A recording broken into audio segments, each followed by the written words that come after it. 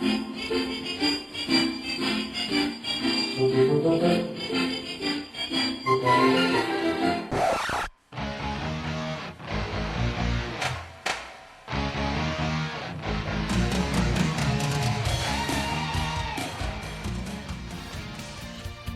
to Real Estate Real World, where we talk to the movers, shakers, and leaders that are getting it done right now in the real estate industry and beyond.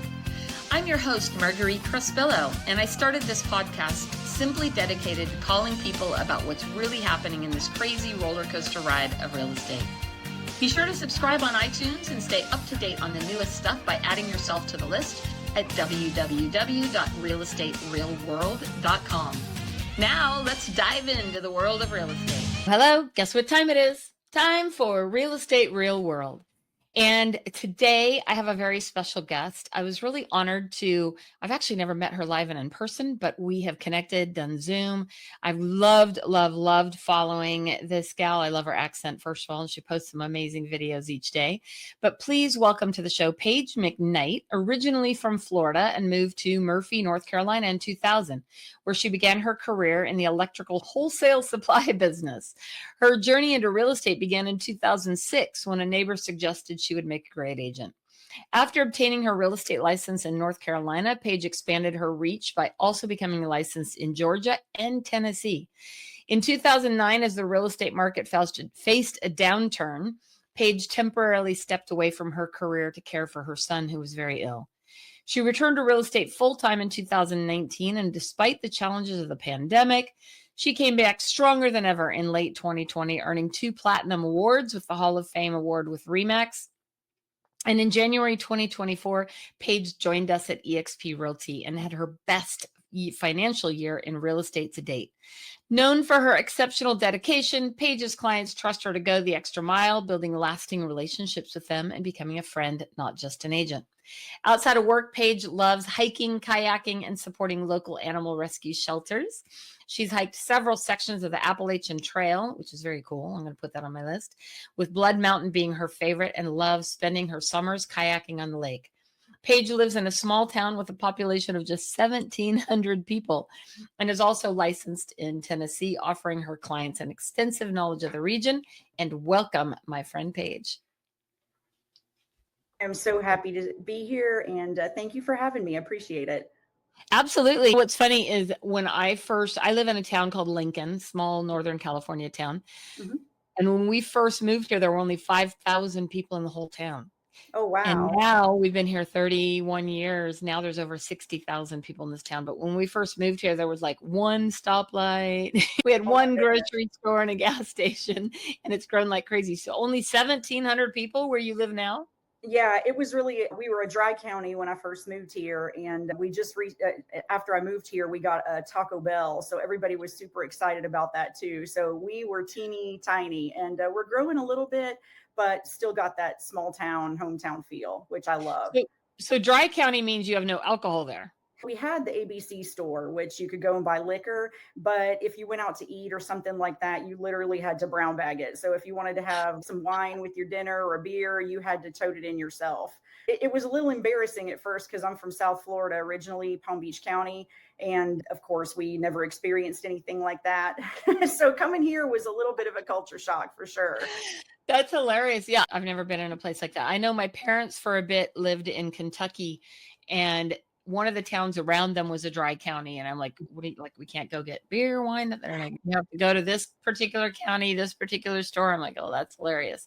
No, I've never lived in a dry county, although I don't really drink much, so it wouldn't be that big a deal, but still. Yeah, it was a little weird. You couldn't even buy it in like the grocery store or anything like that. And I forget exactly when the alcohol like came into play or whatever, but it was super exciting. Now we've got all these cool little like local breweries and stuff like that. So it's definitely added to the economy of the community and things like that. That's awesome. Yeah, where we live in, it's called Placer County, and they have the Placer Wine Trail, and there are 32 wineries and breweries within a 10-mile radius of where I live. In fact, we only live a couple hours from Napa, where one of the wine places of the world, Napa and Sonoma County. So very cool. In fact, I did a podcast with Morgan Da Vinci a few months back.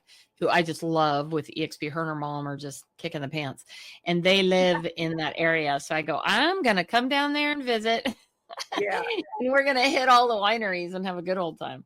It's fun and it's so beautiful here. Like we're surrounded by the mountains. And so a lot of our wineries and stuff like that have just gorgeous views. So you get the whole experience and everything too. And it's just a wonderful place to live. Like I say, it was a huge culture shock. I grew up within bike riding distance to the beach, and coming here, it's just a different kind of beauty. You're surrounded by lakes, mountains, everything like that. And like I said, I try to take advantage of it as much as I can. And I've been here, gosh, almost 25 years. And there's always a new place to explore, hike, and stuff like that. So it's been awesome for me. I'm really hoping to get out there this year. I saw an event that I'm trying to figure out if I can make it to or not in April, but it's in South Carolina, but I think it's the northern part of South Carolina. So trying to make my way out there. We'll see, hopefully. You'll love it. You'll absolutely love it. That Southern hospitality is a real thing for sure. 100%. So you got into real estate, you said in 2006, right? I did, yes, right when everything was going crazy. And it was really cool because I got licensed March 15th. I got my salesperson's license, and then they offered the broker's course that same month. Now you have to go through all this post licensing and stuff like that. Whereas when I got licensed on March 15th of 2006, I quickly took a 1-week broker's course and I had my broker's license by March 30th of 2006. Oh. I got to skip that whole post licensing thing, which isn't a thing anymore. So that's awesome. Yeah. I've had my real estate salesperson in California. You have salesperson and broker. Mm-hmm. And I have tried to take the broker's test a few times. I'm not going to lie. And I have not passed it. And so my goal this year is to get my broker's license. Oh, so I'm actually taking my test next week. I'm not going to say the date on here in case it fails. Oh, no, you'll get it. Taking it next week, and hopefully I'll pass it. It's a tough test. I'm not going to lie. Now, the funny part is none of it applies to the real world, right? It's not stuff that we're doing every day. No, but not at all. I still have to pass the dang test. So that's my commitment this year is to pass that test. We'll see. Yep, you got it. Yeah. So then it said you did have to take a little break. It sounds like something was going on with your son. Are you comfortable sharing what happened and how he's doing? Yeah, certainly. My son, when he was roughly, 6.5 years old, developed a really interesting seizure disorder. They called it juvenile myoclonic epilepsy, and nothing triggered it. There's no history of it in our family. I have 2 other children. He's my youngest. And he just, it was the craziest thing. He ended up having 50, 60 seizures a day. I had to, by this time, I was a single parent. My husband and I ex-husband and I separated in 2004. So it was quite challenging. I had to place my real estate career on hold. I always kept up with my license, so I never let it lapse or anything like that. But I had to, I live roughly 2+ hours from his neurologist, which was in Asheville. And we would have to go there probably once a month, sometimes twice a month to just see what was going on with him. So I did have to take a little bit of a break to care for him, which was most important at that time. Fast forward, he's 22 years old now, and he is a house of a human. He's 6'3", 250 pounds. He works out all the time. He's in the Army. So thankfully, and praise the Lord, the epilepsy went away eventually, and he's got no signs of anything, no seizure disorder at all. And his chances of having a seizure now are just the same as you or I. So he's totally healthy. He's, like I say, he's active. He's like his mom. He loves the outdoors and he hikes all the time. He just went caving by himself and it terrified me. But when he's bored, that's what he does. He throws his kayak on his car and he just finds a lake and goes and unwinds. Or just a couple weeks ago, he found a crazy cave to go to over in Tennessee, and it was nuts. I prayed because he was by himself. But so, yeah, I did have to take a little bit of a break, and I had to relearn the business all over again, which was a little bit of a challenge. But I am a people person, and literally real estate is just relating to people. You're not selling anything. You're providing a service. And so I got back into it pretty good. Just had to relearn the business part of it. And what a blessing we have in our industry, in that we do have the flexibility, right? To be able to work when you want to, work when you need to, and be able to take that time off. I went through something similar with my son when he was little, and being able to have that flexibility in this industry to be able to take care of what's most important is vital, I think. Amen. Absolutely. It is a blessing for sure. Yeah. So then you got back in, and you got back in just in time to hit COVID. I did. It was crazy. I went back full time in 2019, and then COVID happened, and wow. And my broker was, of course, nobody knew what was going on with No COVID one at knew that what to do. time. Yeah, so my broker at the time did not want anybody coming into the office or us meeting people or anything like that. So we were homebound for several months. And during that time, I did a lot of praying about what I was going to do next, and because there was just a lot of uncertainty. But I Yeah. stuck it out and had a great year at the end of 2020, and just been going full force ever since. So it's been Yeah. It was funny when COVID happened. So I've been 31 years in real estate. And when COVID happened, I thought, oh my gosh, the market's going to crash. We had no idea. Like, we hunkered down. We live out in the country on 5 acres. So I put a studio on my property where I could work from. And we had no idea. And then the market just went nuts. Mhm. insane. Like, I sold more homes, I think, that year than I had in a while. And we had to navigate a whole new way of doing things. And so it's funny because I remember at the time, a lot of people before that were poo-pooing EXP because we're cloud based. Mhm. But the irony was, when COVID happened, we're like, we were built for this. Like, we Yes. all kept functioning business as usual. It didn't phase us. We were able to go and talk to our brokers. We were able to attend meetings and classes. That year, they even had EXPCon virtually in Oh, EXP wow. World. Yeah, it was pretty wild. So it was just another speed bump, really, for our industry, just something that's always changing. Things are a little bit different. You just got to find a way to navigate through those challenging times. Absolutely. Yeah, it was crazy. I live in an area which is mostly known for like second homes. People love the whole mountain life thing, so they mainly come here. You don't come here. It's not a booming metropolis here, obviously, with 1,700 people. The whole county only has about 30,000 people. So we get a lot of retirees, and we get a lot of Right. second home type of folks. But then after COVID, ironically, we found out that a lot of people learned that they can work remotely. So a lot more people were moving here full time, and Yeah. which that also has been great for the economy here in Murphy. My location is pretty unique. The reason I'm licensed in 3 states is because I live in North Carolina, but I am in Georgia in 5 minutes and 15 minutes to Tennessee. So it just makes sense to be licensed in all 3 states. And I'm real familiar with the terrain. Like I say, I'm out and about all the time. When I say I'm licensed in 3 states, a lot of times people are like, wow, that's crazy. How are you able to serve all those places? And it's just my geography and where I'm located makes it possible. Yeah, my business partner Mitzi she's in Columbia, Tennessee. She moved there a couple of years ago, 2022, I think it was, when she moved there. And she loves it out there. I think she's working on getting licensed in another state, but she loves it out there.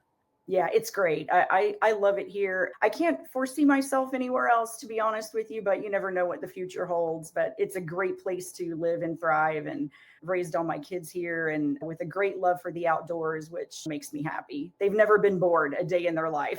It's funny because I have been born and raised in California, Northern California. I've lived here my whole life. Mhm. I don't love the politics and taxes of our great state. I feel like I live in one of the best places on earth many times. Where we live, we're in this Northern California tri area where we're a couple hours from everything. I can go to Tahoe, I can go to Napa, I can go to San Francisco, I can go to the desert, all within a couple hours. I can go to the beach.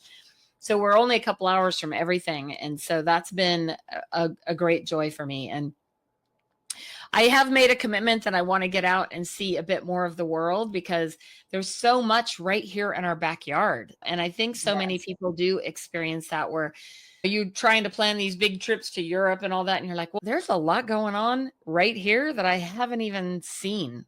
You talk about caves. There's this area in Amador County called the Moaning Caves here. And I took my boys there years ago, and we were just talking about the other day where you can you go climbing way down into the earth. And so look, if you get claustrophobic, probably not for you, but Yeah.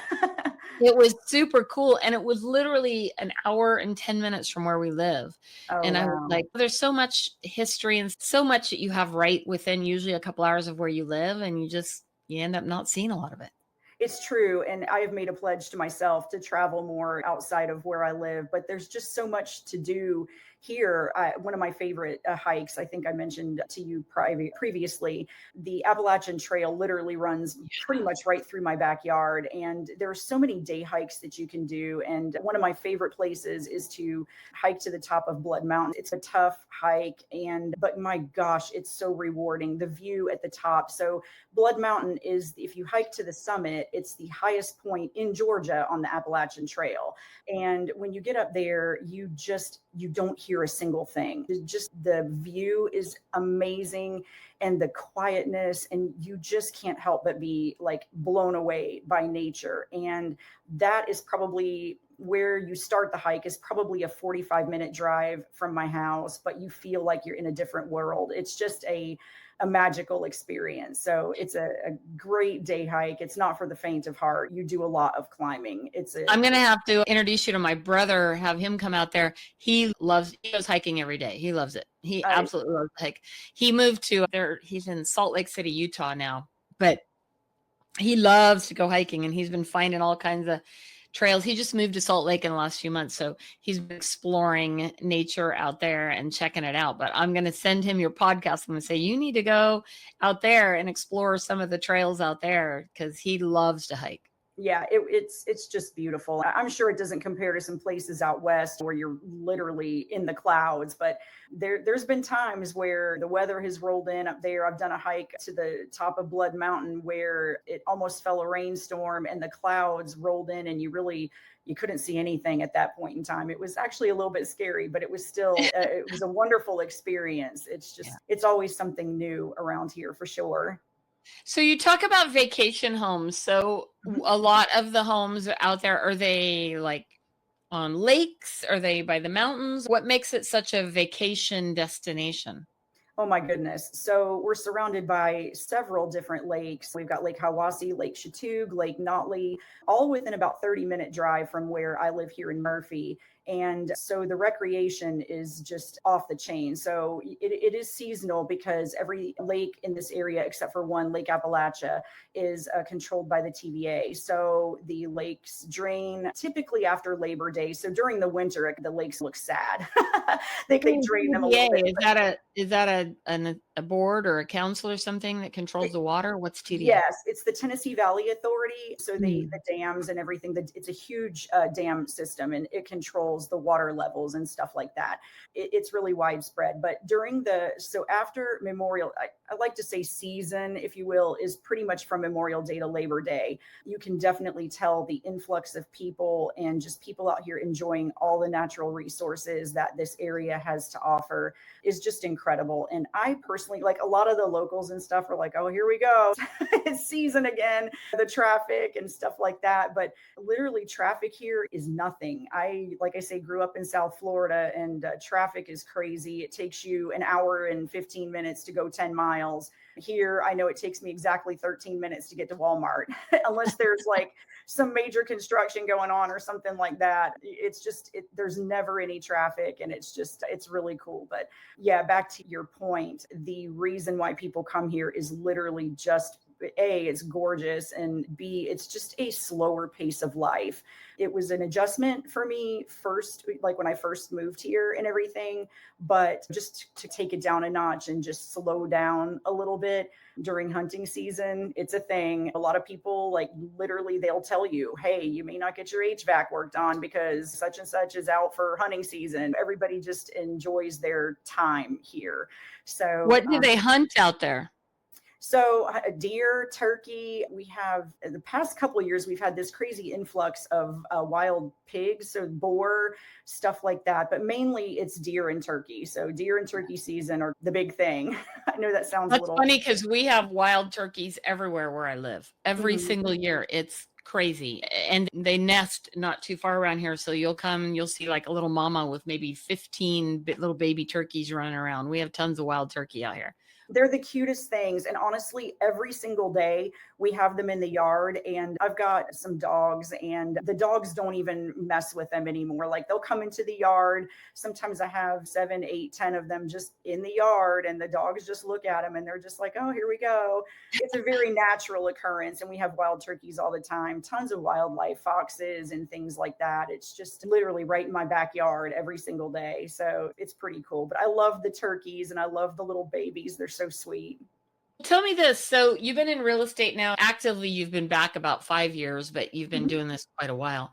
Mhm. What is your favorite thing about real estate and what do you love to do? What's next for you?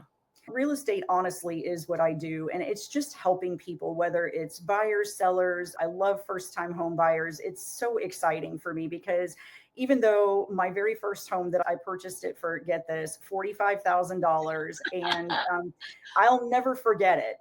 It was the cutest little house, and it was nothing special if you just look, but it was so special to me because it was my first home. Yeah. And just having that first time home buyers really just, I guess, hit me in the feels, if you will. I love helping Yeah. first time home buyers, but I love helping everybody. It's just, and it's never, like you say, they don't teach you this stuff in real estate school or anything like that, but every single transaction is a new experience. And I love going through that with the people. I think I'm pretty genuine, and most of the time people they just trust me. And Yeah. it's a really just a great feeling to know that someone puts their faith and their trust in you to help them on their journey, whether it be, I've helped so many people buy and then sell, like they've been here for a few years and then they either need to move because a spouse may have passed, or they want to be closer to children, or they start having grandbabies and they're like, oh my gosh, I've got to be near my grandchildren. And it's just, what I love about it is honestly just the relationships I develop with people and helping them throughout their journey. So let me ask you this. What made you decide to join eXp Realty? Oh gosh, a number of things. And I left Remax, and I was on a pretty successful team with Remax. And so the team thing, I think I hit my ceiling there, if you will. There was just nowhere for me to grow and progress. Even though I was doing very well, people recognized me in town and stuff like that. It's just, I was just at the top and I wasn't done growing yet. And so when I made the decision to leave the team that I was on, I started looking into, do I want to stay with Remax, which I have some great experiences with Remax. Right. But I started looking into other avenues, and EXP just kept like ringing in my ear, just things that I have read and people who I've talked to. And then I filled out a little form and got connected with you, to be honest. Yeah. And just, I really liked what you had to say in your story. I resonated with, and just did a lot of homework. And I just love everything that EXP has to offer. And all of the support, I will say, is unlike anything that I have received at any brokerage I've ever been at. If I have a question, I don't ever have to wait 24 hours to hear from my broker in charge or anything like that. The response is pretty immediate, and just the help and support that I have gotten since I've been at EXP has just been like a brand new, it's almost like it's brand new for me, to be honest. That's So, exciting. I know that mhm. they created a tagline for EXP last year called "Where the Pros Go to Grow," and It's my it is favorite. true. I love Yeah, it. I do too, because it genuinely feels that way. This Mhm. is where we go to grow and build. Not to discredit any other companies, because I owned my own No. company for many years, but being around the caliber and quality of the agents that are here is like nothing I've seen. I was the biggest fish in my pond for a long time. And now I'm like a minnow compared to what a lot of the people do here at the company. So it's been pretty impactful. That's how I feel, to be honest with you. Like I also felt like a big fish, and I still do, but when you look at the big picture, there's still, I honestly feel so empowered lately. And I really think that 2025 is going to be such a good year for me because I am so empowered to grow. And I think a lot of that has been the influence that I've received through the support of EXP. And I don't know how else to say it. It's just, I just feel like it's almost like a new beginning for me. So I'm super, super excited. I'm so excited to Mhm. get the opportunity to work with you and thrilled to have you here. And you Oh, said you're going to make it to EXPCon this year, right? yes, I had a couple things that came up last year. We had obviously a terrible storm that came through, and Yes. I think it was supposed to hit Helene, it was supposed to hit Florida pretty hot and heavy, and instead took a detour. I know it hit some areas of Florida very hard. I still have a lot of friends and family down in that area, and some of them were totally, their homes were destroyed and they were displaced as well. But the Asheville area got hit so hard, and some Yeah. surrounding areas like Chimney Rock, a whole bunch of other places too. And Tragic. my youngest son, who we were talking about previously, was deployed to the Asheville and surrounding areas to help literally locate missing people and to help clean up and stuff like that. So he was gone during that time. And I know being deployed to Asheville is different than being deployed overseas or something, but he's my Well, still, youngest. yeah. Yeah, it was a scary time. And it was during that time frame. And I just didn't want him to come home and me not be here and stuff like that. I did Were have to. you impacted at all by those storms where you live? No, no. And I thank my lucky stars. It's supposed to take a direct hit to our area, and it missed us completely. I didn't even so much have a chair blow over or anything like that. We did get some heavy rain. My yard looked like quicksand. Not gonna lie, it was a mess, but we really missed the direct hit, thankfully. Yeah, So no kidding. Yeah, I remember messaging you. I'm like, where are you? Like, how close we are were you to that? No, we were spared, and I'm so grateful. I just still the devastation over there in Asheville, and like I say, the surrounding areas is horrible. They're going to have to rebuild for a long time. There's still people in tents, and we had pretty harsh snow and cold weather fairly recently. I was stuck in the house for about 4 days, couldn't get out because of the snow and ice, and just nothing was melting. And there's people over there that are still, like I say, living in tents and stuff. And it just breaks my heart, but they'll come back so strong and Well, rebuild and and it sounds everything. like they're starting to make some progress in getting Mhm. them shelter and get some work done and things like that. Hopefully, that's going to happen. I know we're not anywhere near it, but we're dealing with the fires here in Mhm. California. And luckily, where I live, we're several hours from that. But a couple of years ago, we had the Camino fire that was within an hour of us. And then when uh, Paradise, which I was born in Paradise, Oh, fires that happened back in 2018, I think. I remember it So, well. I have a friend. He's works for a tree company, and they actually sent him from here, from yeah. Cherokee County, sent him over to Paradise to help with that whole mess. It was horrible, and just hearing the stories was so sad. And what's interesting to me is how, in my opinion, how the real estate industry steps up during these times of tragedy. They're out there collecting clothing and food and delivering meals and getting supplies and raising money and helping people. And I think that gets missed sometimes. And that's not to toot our horns or anything like that.